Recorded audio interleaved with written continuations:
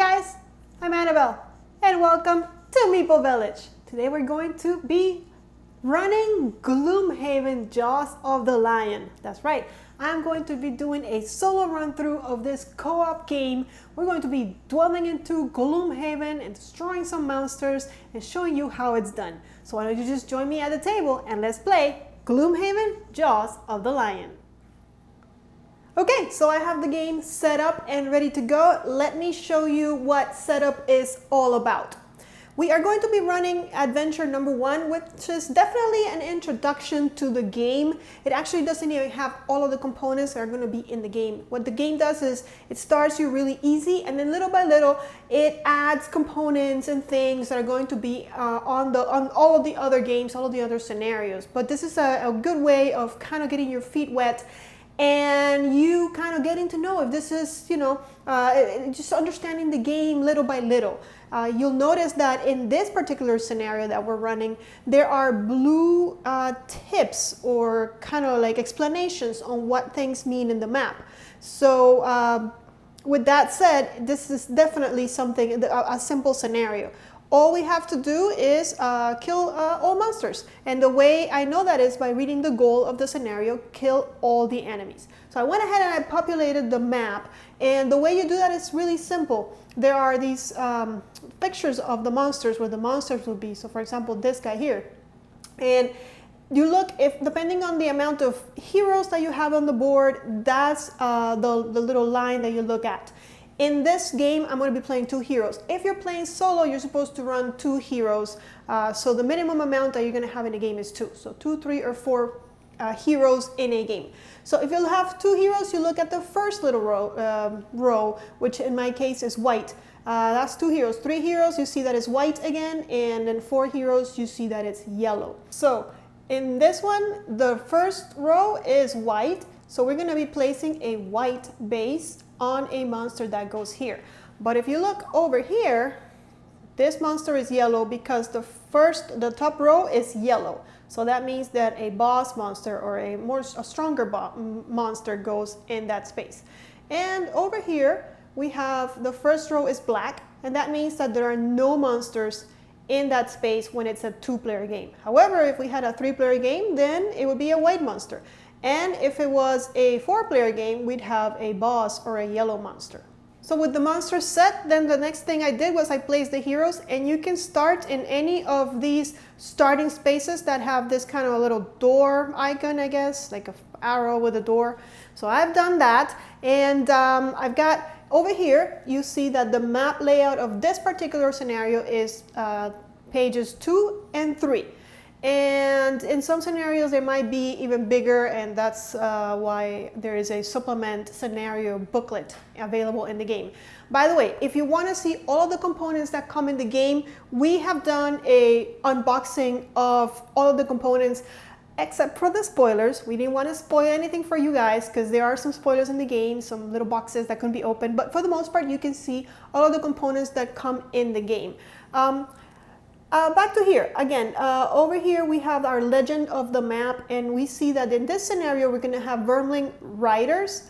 So those are the same as these guys that are here. So I went ahead and grabbed their picture, their tracker with the numbers for the monsters and their stats, and they told me to put it on level 1, so it's on level 1.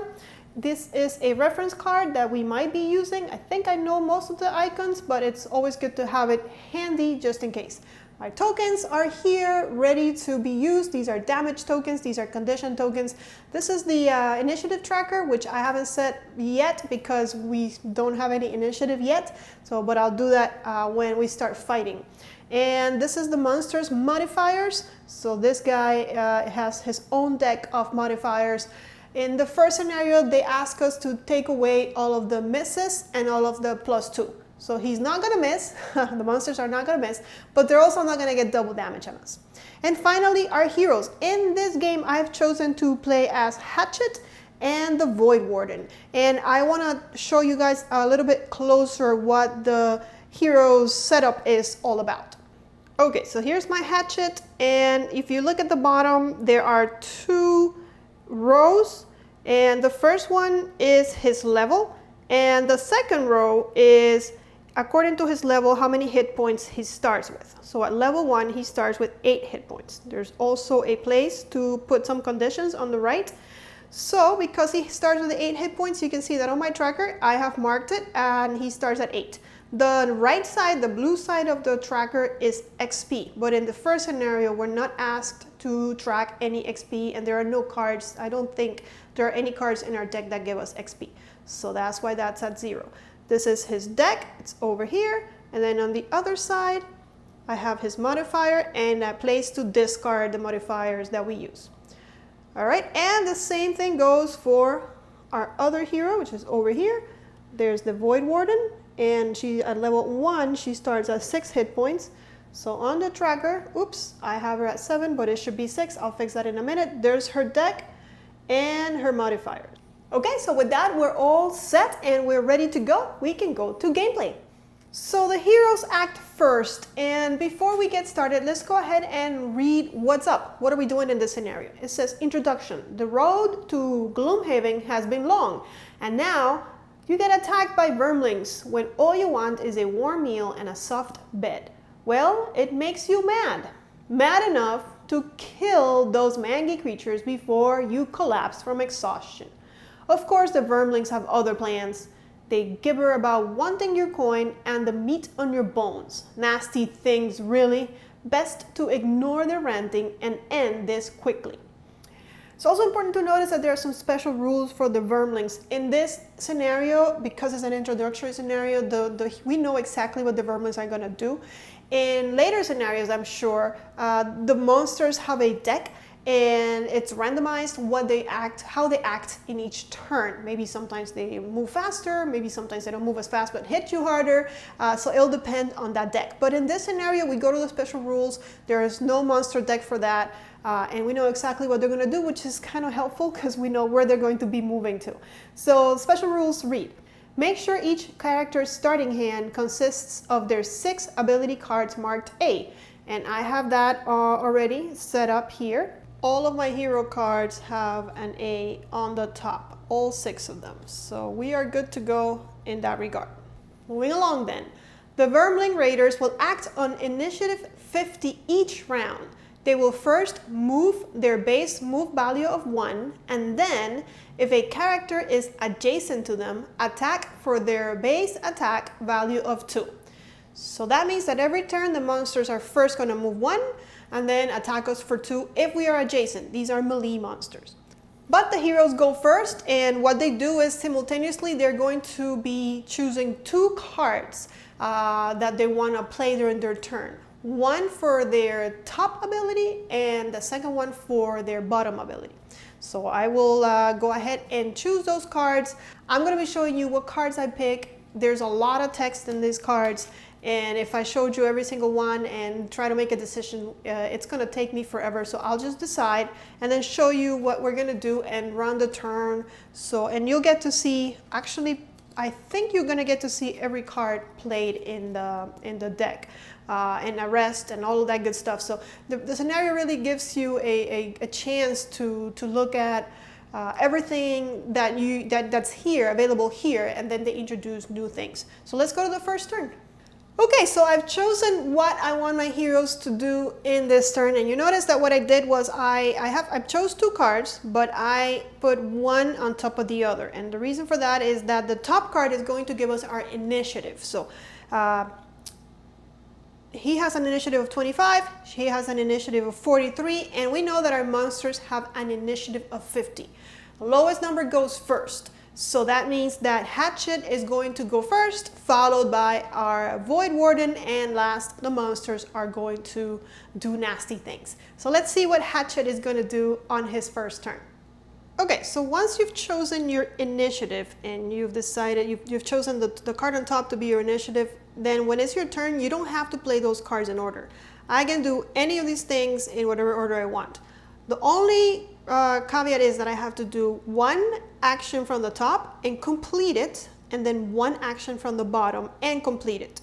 So what am I going to choose? My first action is going to be down here to move 4, and there's the explanation, which is obviously very self-explanatory. Move up to 4 hexes away. So we're going to go ahead and do that.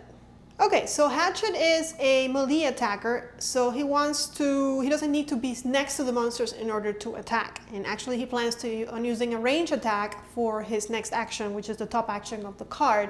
So he doesn't need to be next to the monsters, but let's move him 4. 1, 2, 3, and 4. It's gonna stay right there. And that's his first action. Now we take a look at the other card and we get to do the other action on the card. Since we picked to move 4 for one of his actions, the next action has to be the top action of this card, the double throw. It's going to be an attack 2 at range 3, and we can target 2 enemies. And if you read the instructions or the clarification, up to 2 enemies within 3 hexes suffer 2 damage plus a separate modifier for each. You get disadvantage if adjacent. Okay, so for our attack, we can target 2 monsters that are 3 spaces away from us. So 1, 2, that would be a valid target. We also have to make sure that we have line of sight. And line of sight in this game is actually pretty simple. You just have to be able to draw a line from your hex, anywhere in your hex, to the hex that you're targeting. And also the obstacles do not cover line of sight. So really all that covers line of sight are the walls. In this scenario, the walls that are outside. So it's pretty easy to have line of sight. Obviously from here, she cannot see this hex. But he can see that hex, and 1, 2, 3, he can also see this hex. That's not a problem. So he's going to target these 2 monsters.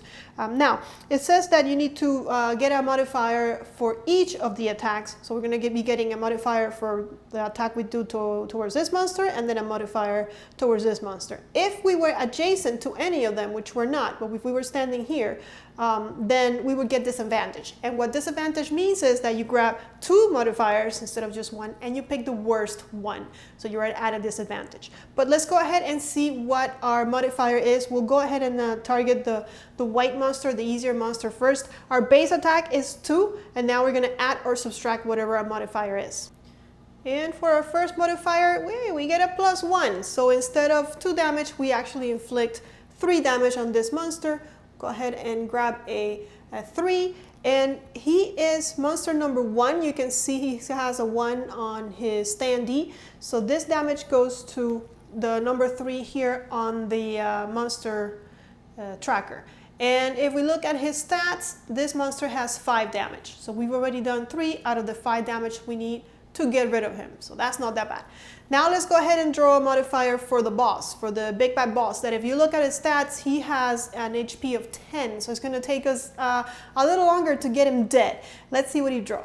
Okay, and for him we draw a +0. So we are just going to be inflicting 2 damage on him, but okay, 2 damage is 2 damage. Now we look at his number, he is number 5. So I'm going to go ahead and put the 2 damage here on number 5.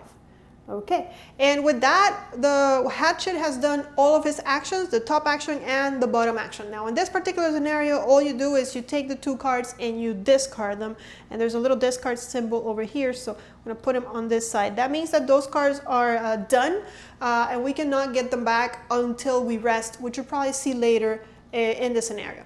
Now we're going to go ahead and see what the Void Warden is going to do with her 2 cards. Like I said, it doesn't matter what order, what was the initiative card. We get to use the abilities on the cards in whatever order we want. Okay, so for her, what I plan to do is move 4, which is on the bottom right side of the card of the Black Boon, and then use the top ability, the Gift of the Void, which says 1 ally within range 3 may perform attack 2 at range 3. Use the ally's attack modifier deck for this attack. So let's go ahead. We're going to have an attack 2, hopefully kill that monster if we get another +1, but that's kind of doubtful, but we can try. Actually, we don't need a +1, we just need a +0, because the monster's at 3, he dies at 5. So if the modifier is not a -1, we're good to go. So, and I believe that most of the cards are +0s. There's a couple of +1s, a couple of +2s, a couple of -1s, and then misses and doubles. But we'll see what we draw when we get to that. So first of all, we're going to move 4. So she wants to position herself so that she is at range 3 of the Hatchet, so that she can give him that ability to attack another monster. So moving 4. 1, 2, 3, 4, and she'll come up here. She was here, right? No, she was here. 1, 2, 3, 4. Yeah, that's as far as she can go. So there she is, and she is 1, 2 away from the hatchet. So that's enough because one ally within range 3. So he's at range 3, so he's good to go. And he's going to perform an attack 2 at range 3. So he's gonna have an attack 2, and at range 3, 1, 2, more than capable of trying to defeat our first monster and then just leaving 3 for the next turn. It says to use the allies modifier deck for this attack, so we're gonna go back to the hatchets modifier and see what we draw. And we draw, okay, another +0. So that is 2 damage because it was a base attack of 2, and that's enough to actually get rid of that monster because 3 + 2, 5. So 1 down, a few more to go. Now, I believe in the regular Gloomhaven and probably in later scenarios, when a monster dies, he drops loot. And there's a coin there that you can pick up. Of course, you have to walk all the way over there and pick it up. It's not the most convenient of ways to pick up loot or to gain coin, to gain treasures, but it is what it is in this game. However, in this scenario, we don't do that. We just kind of leave the loot. There's no loot in this game. I guess because they're just trying to introduce it to the game mechanics. But with that, she's done all of her actions. So just like the hatchet, we're going to go ahead and discard those 2 cards. And that is the end of the heroes. Now we know that at initiative 50, the monsters are going to be able to attack, or not attack, but act. So the monsters are pretty simple. We are going to go ahead and do that. They move first. The boss or the yellow bases move or act first. I should say, not move, act first. It's just that in this scenario, their acting is moving.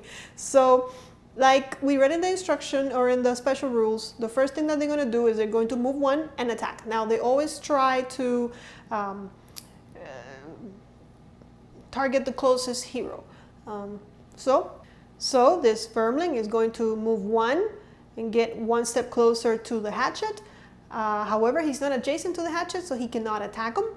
So that's it for that vermling. I might want to run away because, you know, next time if I stay there, the vermling can move adjacent to me and attack me.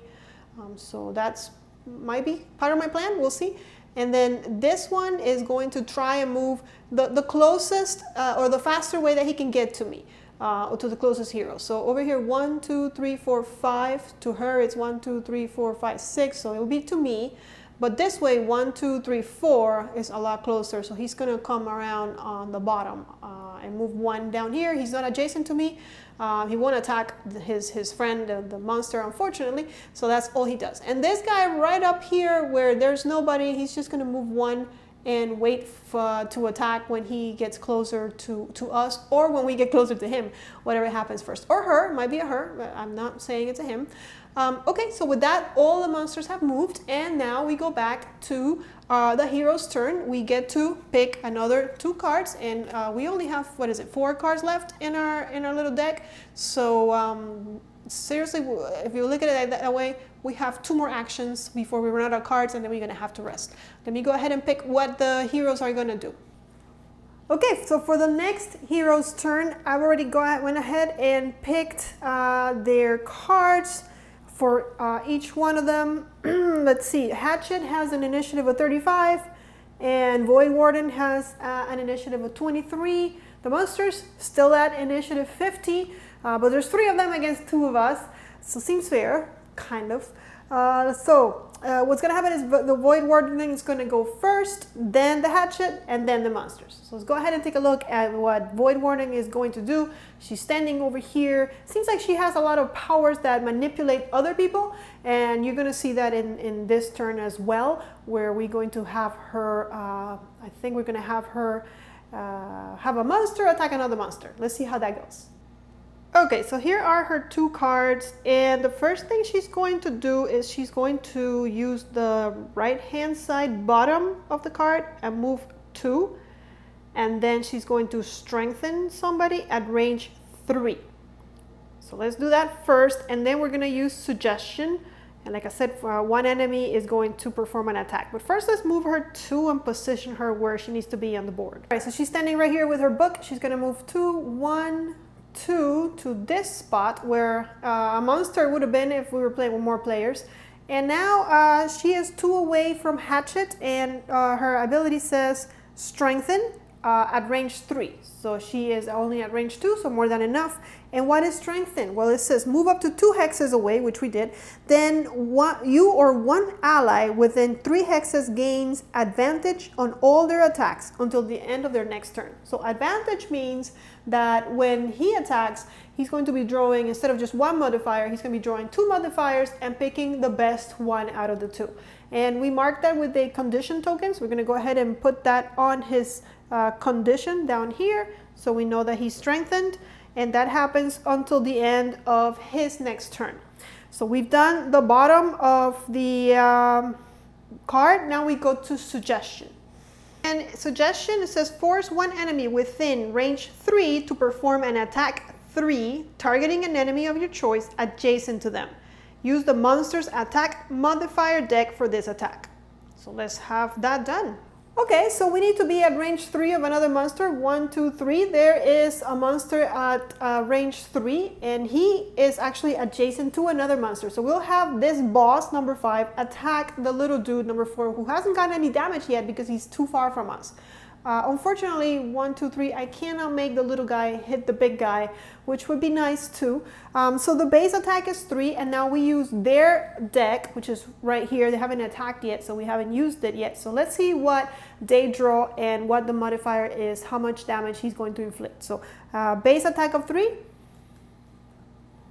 and it's a -1. So the monster actually only hits for 2. So we are hitting. We're giving 2 damage to number 4, and number 2 now has 2 damage as well.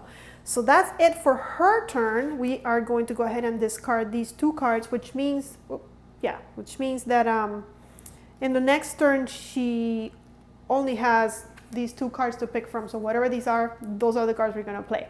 Now let's go to the Hatchet's turn and see what he's going to do during this turn. Remember, he's strengthened, so if he gets to attack, he'll draw 2 modifier cards, which is an advantage, of course. Okay, so the first thing he's going to do is he's going to use the bottom right side and of his stopping power, and he is going to immobilize. Target 1 adjacent enemy and then move 3. And the clarification, 1 adjacent enemy cannot move until the end of its next turn, then move up to 3 hexes away. However, there are no enemies adjacent to him, so we cannot immobilize anybody because he's not adjacent. But we will take advantage of the move 3, 1, 2, and we're actually only going to move 2 spaces and stand right here, because the next thing we're going to do is we're going to attack at a range of 3. 1, 2, 3, 1, 2, 3, 1, 2, 3. He can actually hit everybody at a range 3. And if we look at his attack, the top card says attack 1, which is not very strong, at range 3, which as we just checked, he's at range 3 of everybody, and he can target 3 enemies, and then he'll muddle all of them. So up to 3 enemies within 3 hexes suffer 1 damage. We add a separate modifier for each, disadvantage if adjacent, but he's not adjacent to any of them. And they're going to gain disadvantage on all of their attacks until the end of their next turn. So we're going to hit him for 1, base 1, with a different modifier for each monster, and then we're going to model them, which I don't know that it's going to help much because I don't think that they can reach us to attack us, but we'll mark it anyways. So first, let's go ahead and take a look at that monster that's all by himself over there, number 3, and see. We're going to draw 2 modifiers because we're strengthened, and we pick the best out of the 2 results. So definitely this is not the best, the null, but I will point out that this has a refresh symbol on the bottom, which means that at the end of this turn, he has to reshuffle all of his cards and form a new deck, all of his modifier cards. In the meantime, we hit him for 1. So first blood for him, number 3, there he goes. All right, moving along, we are going to shoot at the bad guy, or throw an arrow, I guess, or the hatchet maybe. Okay, so we draw another 2 cards. And we have our choice, a -1 or a 0. We'll definitely go for that 0.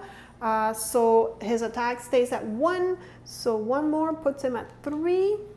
And he's number 5. Okay, so he's up to 3 damage. Not bad. Okay. And then last but not least, we're shooting at him. 1, 2, 3, right past the big monster here. Does he have line of sight? That's a good question. Yes, he does. Right here, there's line of sight to his hex. He doesn't even touch the other guys. So, okay, so we get either a 0 or a -1. So again, we'll take a 0. And you can see how that having that strengthened has helped us out, because we drew a lot of these terrible cards that don't help us much. So he's also at 3 because we hit him for 1. Okay, so 2 more to go for him.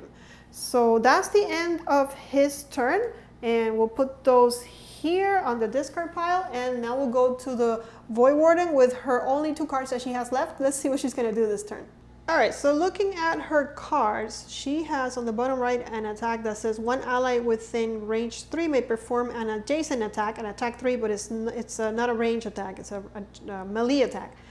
And nobody is adjacent to a monster, so that's probably not bueno. We don't want to use that one if we don't have to. So let's look at the other 2, which would be right here, and see if they're worth anything. So this one will stun a monster. 1 enemy within 3 hexes cannot perform any actions. Okay, that's not bad. We can stun the boss, because if you look at the map, the boss is getting very, very close, and he would move adjacent to one of us and attack us now in his turn. So that would be great if we can stun him. So that works out for us. And then what else is she going to do? On the bottom, if we use this stun, then on the bottom it says force 1 enemy within range 3 to perform attack 2, targeting an enemy of your choice adjacent to them. Use the monster's attack modifier deck for this attack.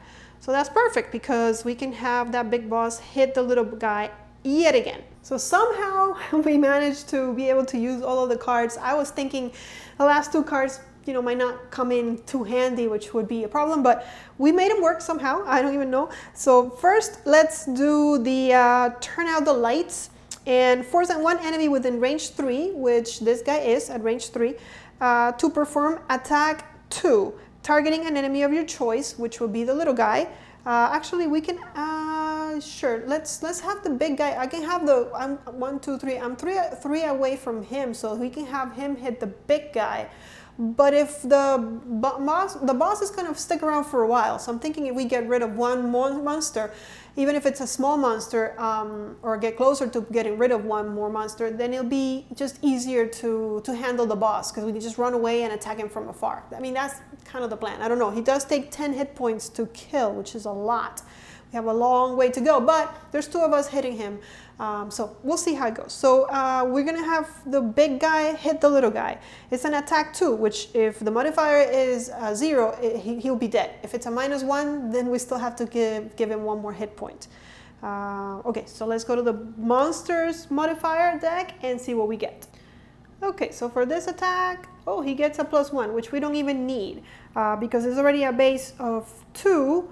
+1, it will be 3, and this monster is already at 3, number 4, so it actually defeats him. So thank you for turning off the lights, whoever did it, because that's 1 more monster that we don't need to worry about. And we put that back, and now we only have 2 monsters to go. So she actually did really good with that attack. So okay, so that was the first one, and then we're going to do the second action, which is going to be stun range 3. And stunning means that 1 enemy within 3 hexes cannot perform any actions until the end of its next turn.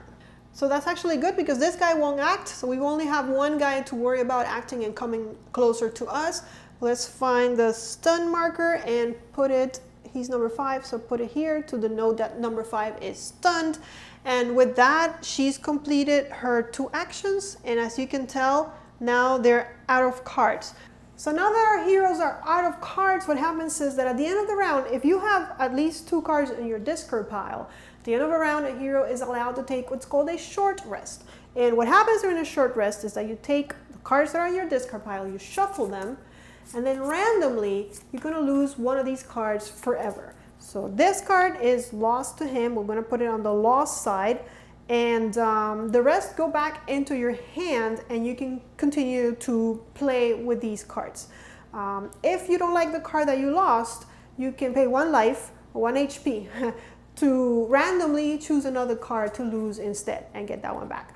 but you know, I'm okay. I mean, double throw was actually not bad. I don't like losing that one because you can target 2 people, but it's all right. We'll make do without it. Hopefully we'll be fine. We'll be fine just targeting 1 dude at a time. And then she is going to lose turn out the lights, which we just used, but there's no monster adjacent anymore. Of course, we do also lose both the top and the bottom, but that's that. So at this point, we are good to go ahead and pick our cards for the turn. Let me move this guy a little bit to the side so we can have more space here. All right, so what are they gonna do this turn? Before they take their turn, the monsters haven't gone. I know there's one monster that's not gonna do anything, but this little guy gets to move. So he's gonna move 1 and try to attack. He has to move around this border, so there's no one to attack. And this guy is not gonna do anything because he's been stunned, but he does lose his stun status. We'll put it back. And now is the hero's turn. Let's pick what they're gonna do now that they have 5 cards. So they're gonna have to rest a little faster. They don't have as many cards in their hand anymore, but let's see. Let's pick what they're gonna do. I've picked the hero's cards and I've chosen what they're going to be doing. Both of them are going to act before the monsters because the monsters have an initiative of 50. So we have 25 on the hatchet, 43 on the Void Warden. So the hatchet is going to go first, then the Void Warden, and then the monsters. So what is he going to do? Here are his 2 cards. I think the first thing he's going to do is use that attack he used last time. The attack of 1. I know it's not that great of an attack, but he does get to attack both enemies. And I want to use it while there's still 2 enemies on the board because hopefully soon there'll only be 1 enemy on the board. We'll see how that goes. And then he's going to move 4. So let's go ahead and do that. Okay, so before he moves, he's going to attack 1, 2, and 1, 2. He's still less than 3 in range of both monsters. So now he's not strengthened anymore. No one has conditions anymore. So let's go ahead and let's hit this little guy first. And if we get a +1, I know it's a lot to ask for, but oh, we forgot to shuffle these. Okay, so let's shuffle all these first before we pick. Hopefully we do get a +1. There's a +1 that we put back in the deck now, so the chances are a little higher. Okay, so actually we don't kill him. The one that's at 3 is number 5. He's only at 1 hit point, so he's definitely coming for us. Okay, we'll run away if we can. Well, he is going to be moving 4. But first of all, we attack him for 1 plus another 1. That's 2 damage, so we get him up to 3. Okay, not that bad. Maybe she can finish him off. We'll see. All right, and then he's going to move, was it 4? 4. So 1, 2, 3, 4. He has range attacks, so I think moving away from the monsters is kind of smart. They'd have to come to him to attack him, and so far we've lost no HP. We have taken no damage, which is really, really nice. So these get discarded, not lost, but discarded, and we have other cards to pick from later. Now let's see what the Void Warden is going to do with the 2 cards that she picked.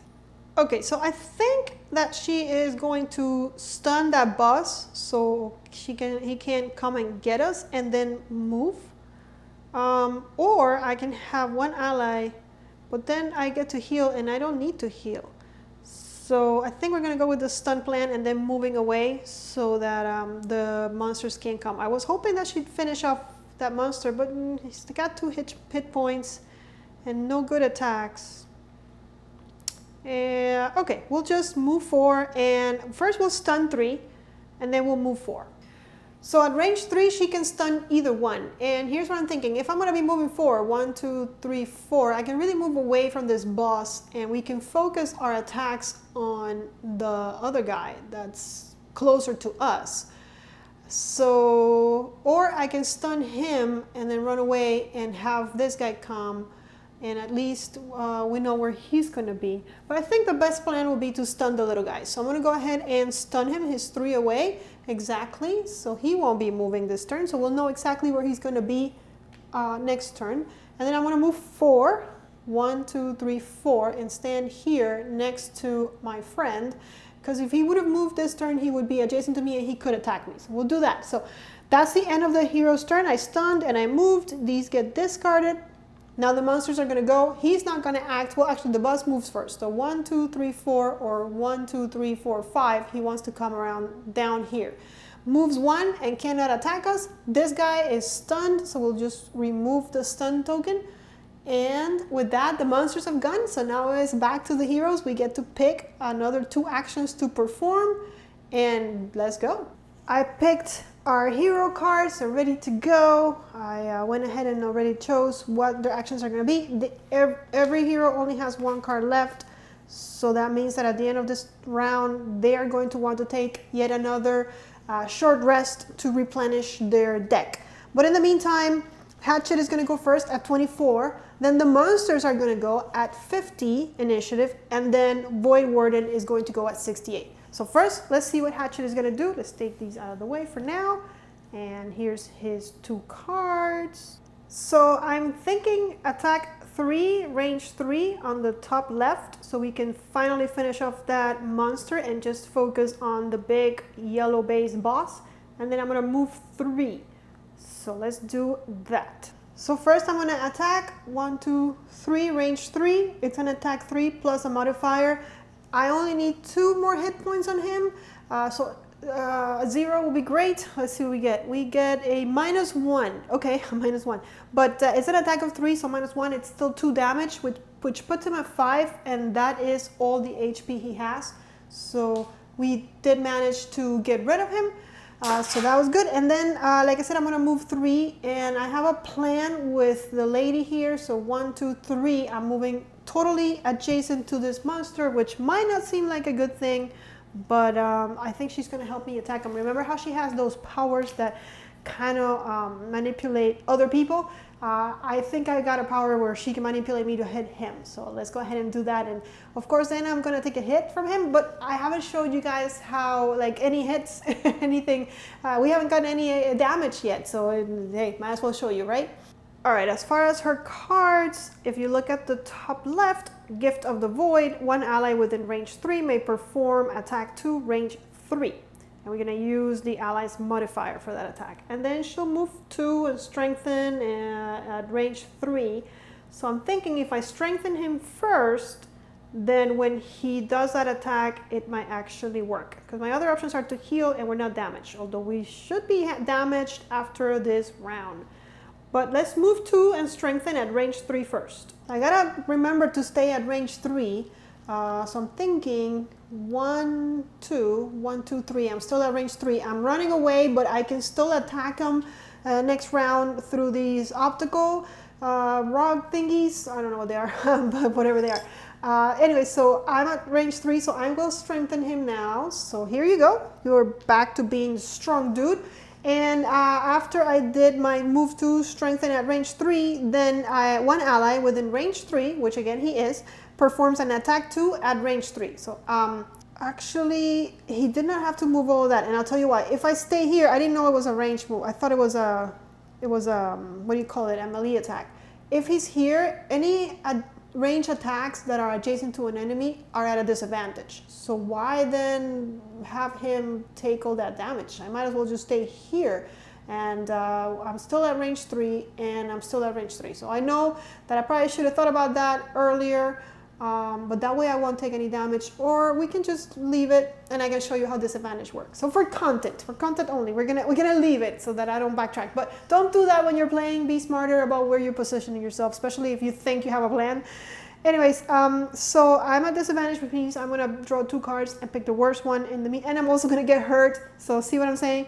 But in the meantime, it's an attack base of 2. We use his modifier, which is right here. We get 2 cards, and oh wow. So actually they're not bad. It's either ×2, which would have been great, but we need to pick the worst one. So we're doing a +1 to him. So it was a base 2, so we're actually doing 3 damage to him, putting him at 6. Yes, 6. So only 4 more to go. And I've done everything that she was going to do, so it gets discarded. And now the monsters are going to go. We have 1 monster. What would happen is, actually, you know what? I did that out of order, didn't I? Yes. The monsters are supposed to go first. I don't think it's going to change anything. but the monster should have gone first. Sorry about that, guys. I forgot that she sent 68, not a 50, lower than 50. But in any case, if the monsters were going to attack first, we'll just reverse it. He wouldn't have moved anyways because my guy was already here. Although my guy moved there during his turn, so yeah. So he wouldn't have moved, he would just do an attack, and it's an attack of base, what is the base? Attack of base 2. So he gets a plus 0, I'm sorry, so my guy actually gets 2 damage, so he's at 6. Okay, and then we would have done the whole, she gave me powers and yeah, all of that. I don't think it would have changed anything else in the game, and if it did, I apologize, but at least you get an idea. So we got damage, they went, so now it's our turn. At the end of the round, remember we only have 1 card left, so we're going to go ahead and again do a short rest and lose yet another card, and hopefully we can just get this done with the cards that we have left in our hands. So this one is lost, and now we get to pick 2 more cards and move on to the next turn.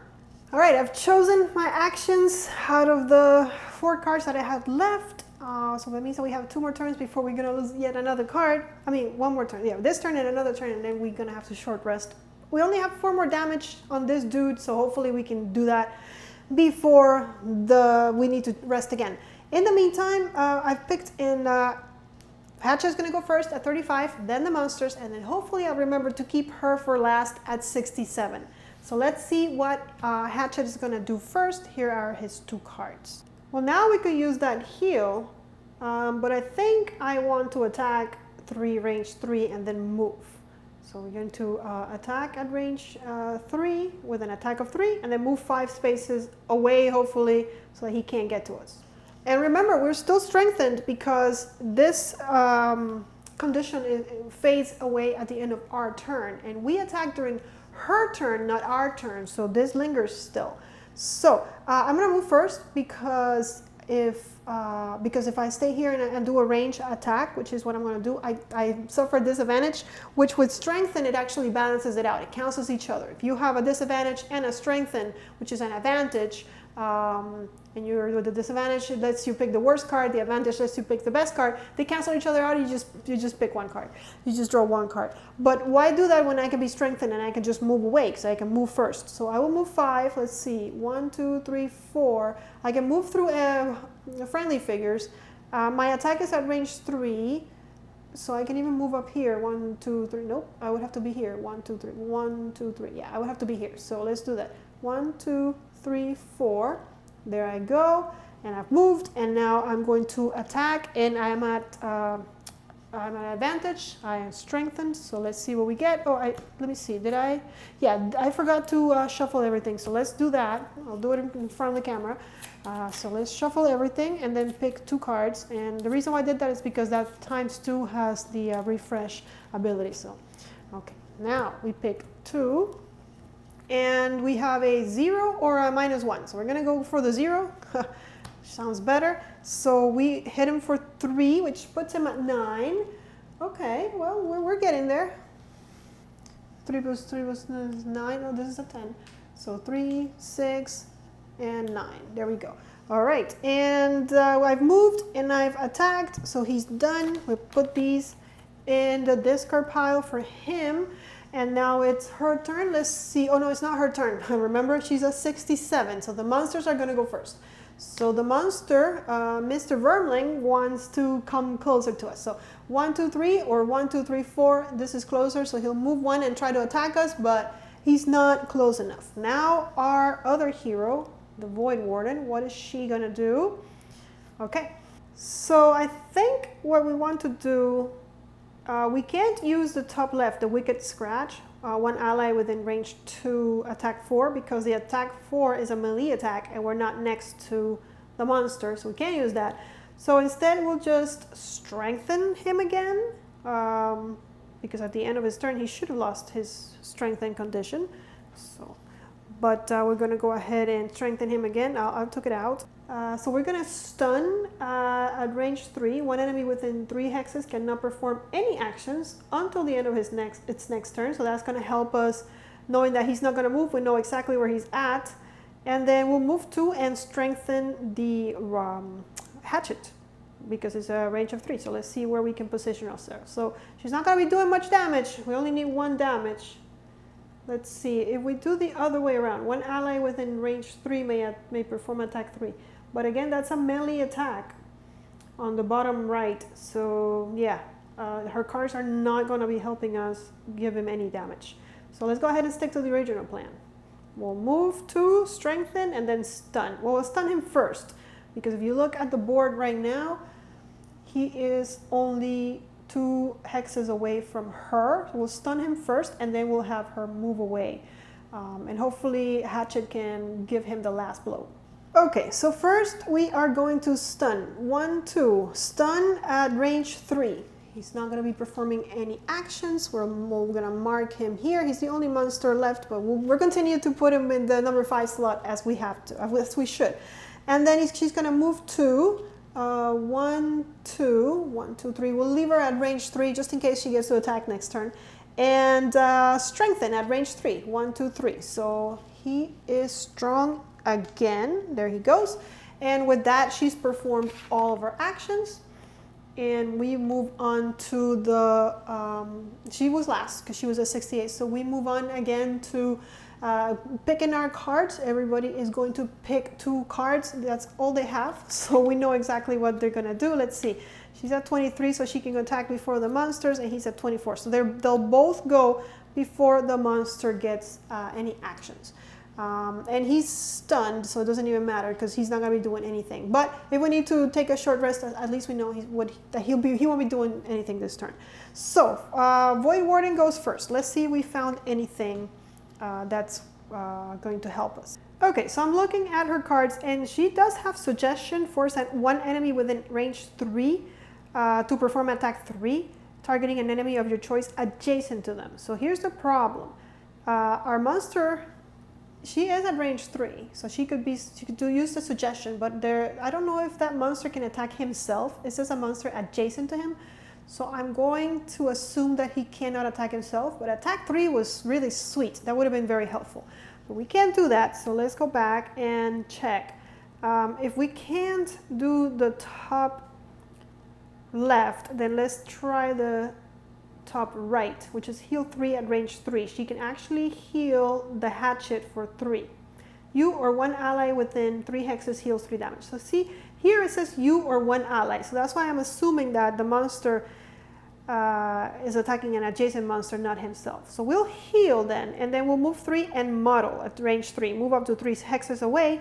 Then 1 enemy within 3 hexes gains disadvantage on all of its attacks until its end of its next turn, which is not going to trigger because this dude is not gonna act. He's stunned. All right, so she's at range 3 and is heal 3. So actually we cannot go past our max. So he's back to 8 because he was at 6. So he gains 2 hit points, and we did that. And then she's going to, let's just move 2. I don't think she needs to move very far. 1, 2, if she's here, the guy still has a long way to go to get to her. He's not even moving this turn. We know he's not doing anything this turn. So that was her. And then at 24, the hatchet is going to go next. So let's see. All right, so I on purpose know that I left an attack 3 range 3 in his hand from last time because I knew that he was the only monster left, and an attack 3 is really good. Even if we get a -2, we should still hit him. He's strengthened, so he does get to pick the best out of the 2 modifiers. And then we can move 2, and all adjacent enemies suffer 1 damage. So he is 2 away, so if we fail at everything, we can still move 2 and he'll suffer 1 damage, and 1 damage is all he needs because he's at 9. The hatchet really put a lot of work in this game, so let's do it. Let's first, just for the fun of it, try to attack him at range 3, which he's at range 2, and we are strengthened, we have advantage. So, oh look, we got +1 or +1, so that will do it. That would attack, that attack hits for, instead of, how much is it? 3, it hits for 4. And that's more than enough. It's an overkill. He's at 3, 6, it's like 13 damage out of the 10 that he needs. So he's dead. So he's out of the game. And when that happens, then we don't even need to do anything else. We could move, but it doesn't matter because If you remember, our goal was to kill all the enemies, and we've done that. We managed to kill all the enemies. We didn't have to take another short rest. At the end of the round, all the enemies are dead. We did it. That was a full run through of Jaws of the Lion, which is a Gloomhaven game. Before we put away the game, there is a conclusion. You can read it if you'd like to. I don't want to spoil that much of the game for you, but it's there. But the important thing is that we do get a reward, which is down here on the bottom, and it says we get a new location, a hole in the wall, which is sticker number 2, and we're going to put it on B1. So let me show you how that's done. Here is our sheet of stickers, and number 2 is right here. So I'm going to go ahead and peel that one out. Okay, there it is, and it should be the hole in the wall. There it is, a hole in the wall. And then we get our map. So here is a map of Gloomhaven, and you'll notice there's letters and numbers around the map. So we're gonna look for B and 1. So right here, and we're gonna place that sticker, which should kind of match. All right, there we go. There's a hole in the wall. The map is still pretty good. I'm terrible at putting stickers on things, but I did the best I could, guys. But there is our new adventure on sticker number 2, a hole in the wall. All right, guys, there you have it. That was a full run through of Gloomhaven, Jaws of the Lion. If you enjoyed this video, give us a thumbs up. It really does help to know your opinion. Leave us comments below. Also, make sure you're following us on Twitter and Instagram. We post really cool pictures of your favorite board games and let you know what games are coming next, and also ask you questions like, what hero would you like me to play in this next quest? So I'll see you next time, but until then, may you play more games.